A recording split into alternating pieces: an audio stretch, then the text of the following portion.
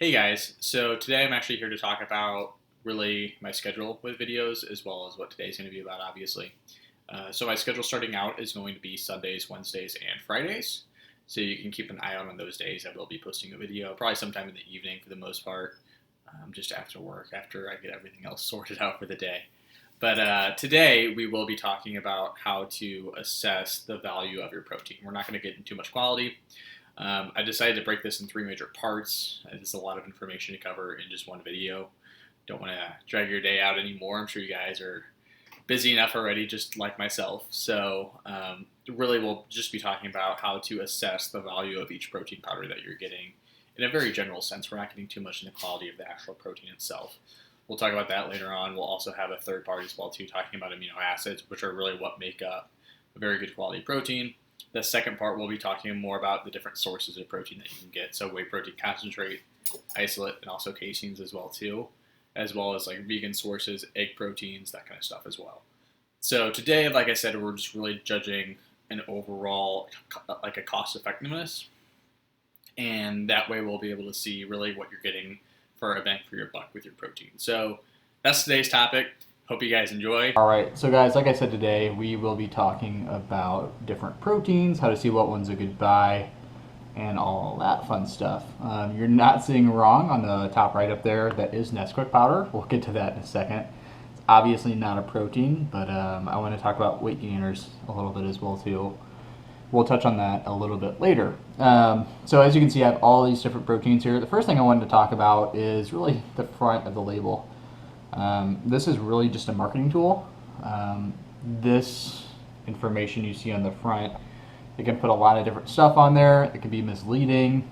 You'll see proteins that say 50 grams per serving, but when you turn it around and actually look at a serving is 2 scoops rather than just 1.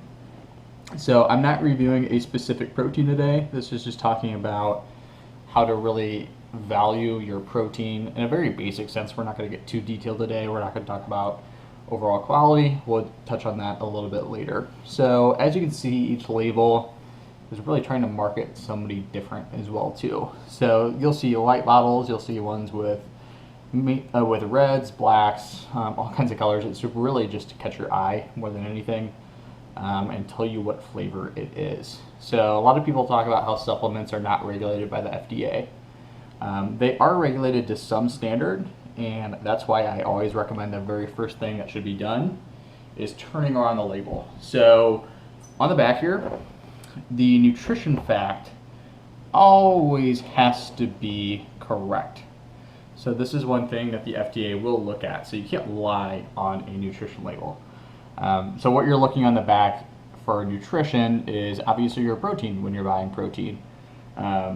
It's pretty simple, right? But what I see happen a lot is people talk about protein. And when I used to sell supplements in retail, I'd get the question all the time, well, how many grams are there per scoop?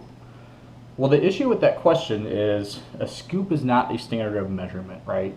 So what I mean by that is a scoop can be 10 grams, it can be 30, 40, 50 grams.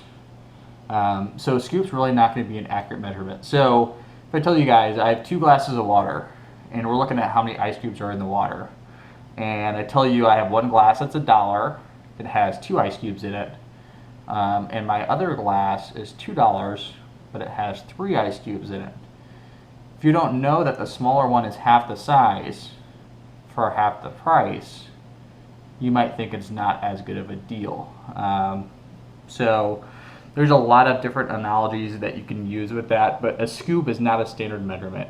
For example, let's say I have a protein and it's not a very good protein, and I'll actually use this Nesquik right here for an example. So Nesquik does have about 1 gram of protein per scoop. Now a scoop is 2 tablespoons, which equals about 16 grams. If Nestle made their scoop 24 times bigger, they could say they have 24 grams of protein in a scoop. So that's what I mean. Protein companies can adjust the size of their scoop to make it look like, hey, there's this much protein per scoop. Yeah, but a scoop's not the standard. It's not a 30-gram scoop. It's not an ounce. It's not anything. A scoop is just any measurement. I mean, you look in your in your cabinet, you probably have different spoon sizes. You have soup spoons, all different kinds of spoons. If you scoop a scoop of ice cream with a spoon you have a soup with, compared to an ice cream soup, they're going to be different sizes. So what I'm really getting at here is you can't look at protein per scoop.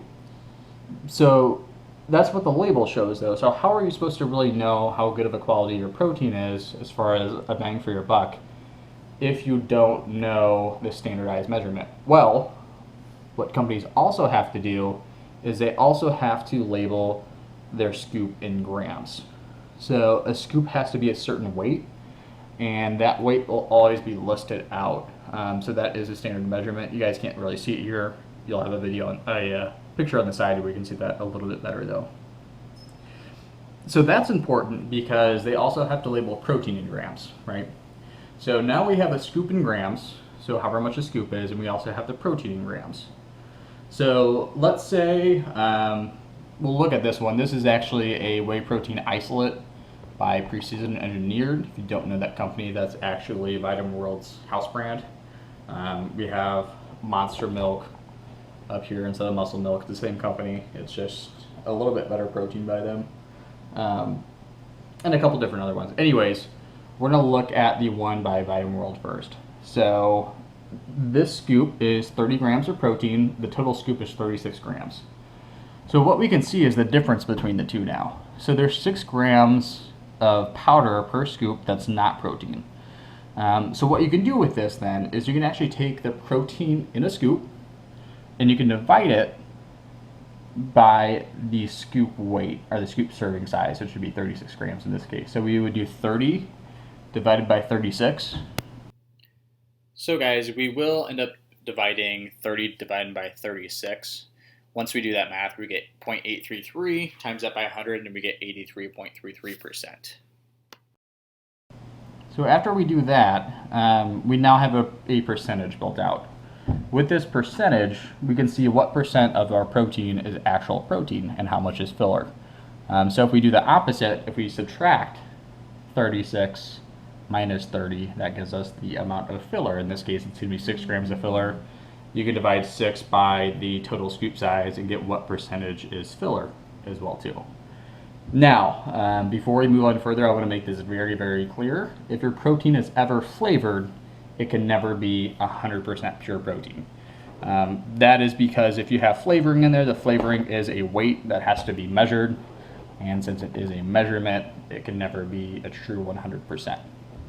So the reason I'm telling you this, guys, is what you can really see by this is you can then break down what percentage of the powder you're actually getting. So out of 2 pounds, in this case with this one, you can then break down that percentage that we got for the serving size and then see how much protein you're actually getting per that 2-pound bottle.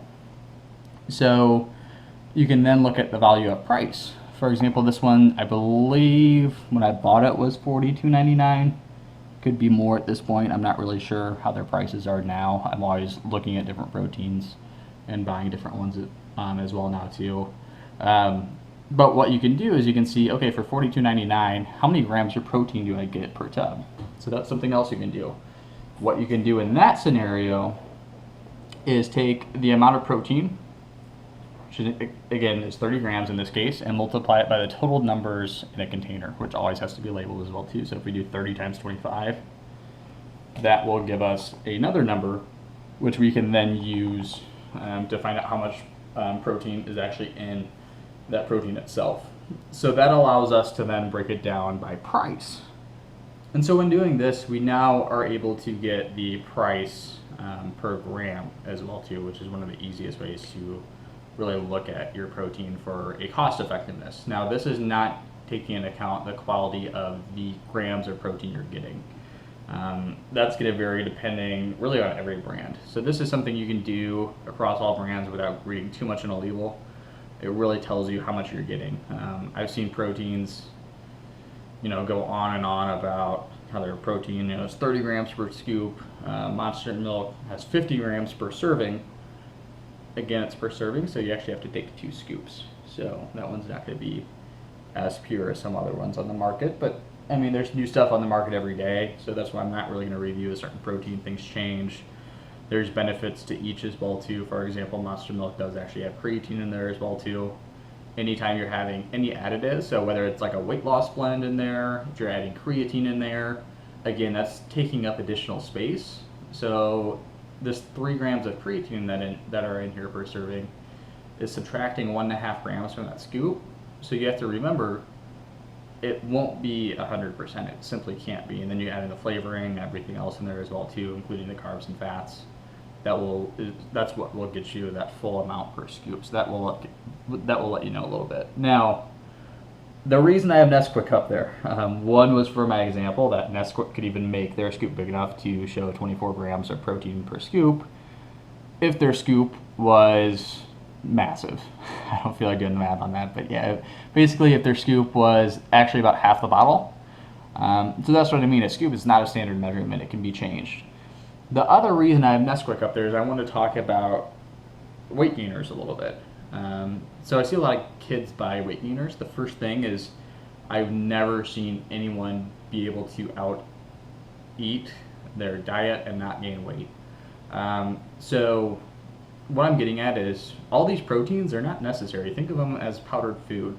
It's easier a lot of the time to take a scoop of protein, mix it up, than eat a chicken breast. That being said, they're also not necessary either. So since it's not necessary, do you really need a protein? Well, no, not if you can get it all through your food.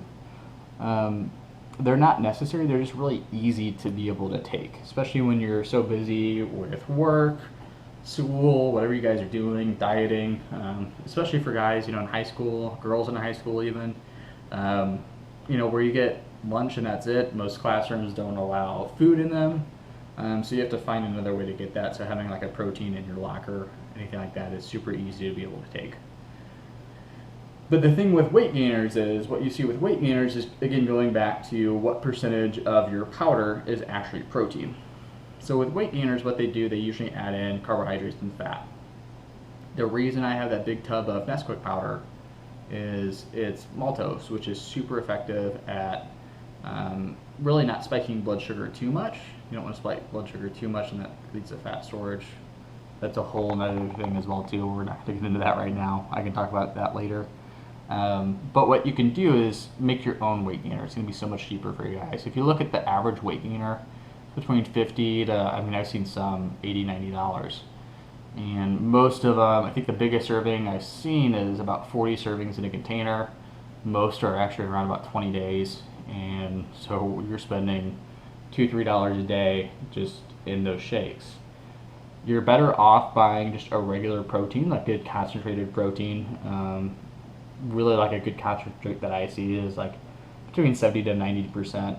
You don't really see very many proteins above 90%, just because of the fact that it becomes a physics issue and you start losing a lot of flavoring opportunity, because the more flavoring you have, the less pure it's going to be as well too. So doesn't necessarily mean a bad tasting protein is a better protein. Again, you definitely want to break down that equation. Speaking of the equation we just talked about, it cannot be applied for weight gainers. Weight gainers aren't made just strictly for protein. They also have a lot of carbs in them as well too, which help you to then, gain the weight that you're wanting to gain. So it can't be done for those. I'd recommend buying a good protein, getting a simple malt powder. Doesn't have to be Nesquik, but getting a simple malt powder and adding it in yourself. I believe that's $7 or $8. That's basically what they're charging you for. Now, again, I'm not going to talk about different enzymes they might add in, which you can buy separate as well too for just a few more bucks. I'm not going to talk about any of that right now. I'm not going to talk about amino acids. We'll talk about that a little later on exactly what all that will do for you as well too. So I just want to break this down for you guys, show you how I shop for proteins from a cost effectiveness standpoint. Now, again, I'm not reviewing any of these proteins. They all have their benefits. They all have some negatives as well too. So, I'm talking about everything from flavoring to the quality of proteins to additional additives as well. So I'm not going to review specific proteins. Each person's different, has different needs. So I'm not going to talk about specific proteins here. I just want to show you some examples of different proteins I've tried. I'm not a fan of all these up here, I'm not going to say which ones I'm not a huge fan of. But and some of that comes down to flavor. It's just personal flavoring more than anything.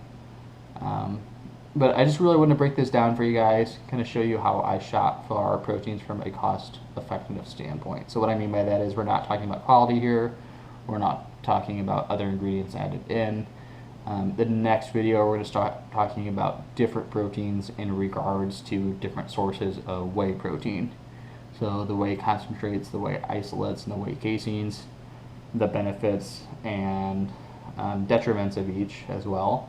We're also going to talk about some other sources of protein that you can get from as well too.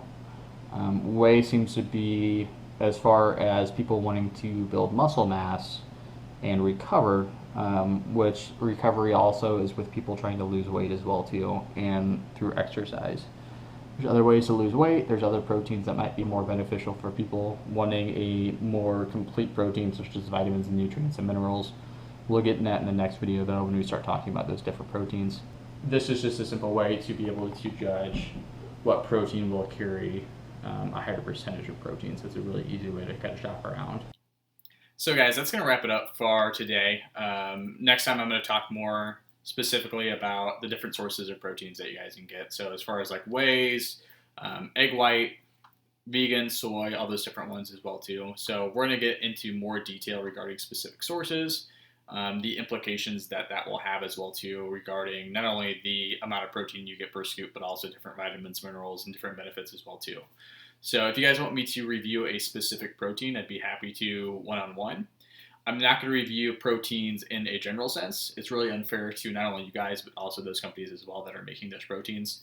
The reason I say that is companies are making proteins for different reasons. So they might make a protein that's very good at recovering post-workout from exercise, whereas another company is trying to make a meal replacement that has more vitamins and nutrients, which won't absorb as quickly. So it's apples and oranges is really what you're getting into as well too with different proteins. So depending on people's goals and needs and what the company was trying to do when they designed that protein, it's really unfair to say that this protein's better because X, Y, and Z, to where each scenario is going to be subjective depending on those goals and needs. So that's really why I'm not getting into it too much regarding what protein's the best protein. I'm just giving you guys that information to judge for yourself with your own goals what's going to be the best thing for you. So if you guys want to reach out directly, kind of talk about your goals and what a good protein is. My company right now, we don't make a protein, so there's no bias there at all. So if you guys have any questions with proteins, I've tried quite a few. I'm still looking at a few as well too that I want to try, but feel free to ask me and I'll talk to you guys soon. Thanks.